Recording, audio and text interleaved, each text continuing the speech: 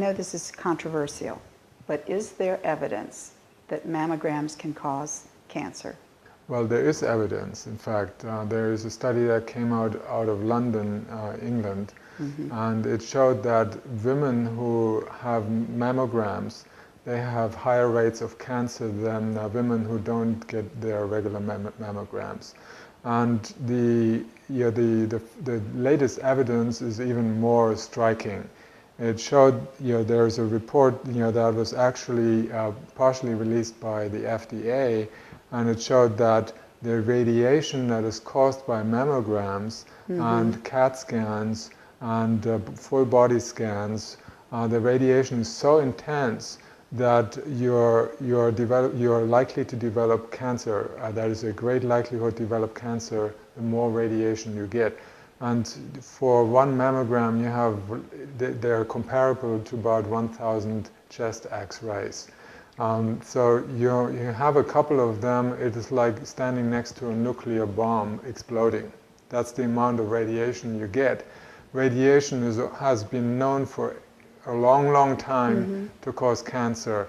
The Germans, during the Nazi Germans, they found out that radiation causes cancer when they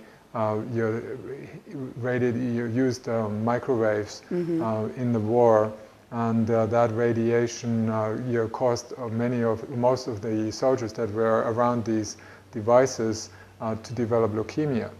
Okay. Blood cancers. So they started dying all over the place, so they phased out the microwaves. And then the Americans introduced that and put it in the kitchens. So people are getting radiation, and there's always radiation leaking out, and the food is radiated, so you get the radiation in the body one way or another.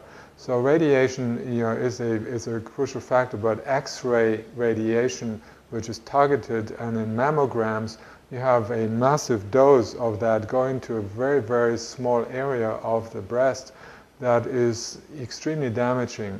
The mammograms themselves, they squash the breast. The first thing that a doctor learns when you study medicine is don't gently touch the breast, never squash them, never press them, never push them, never treat them harshly.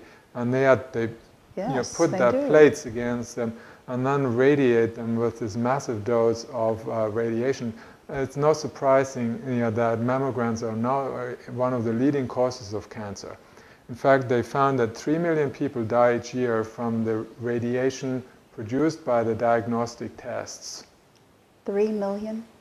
3 million people each year die from the radiation. So that is about 50% of all deaths from cancer. They're caused by the cancer diagnosis, not even the treatment of cancer. Now, the treatment itself is a different story.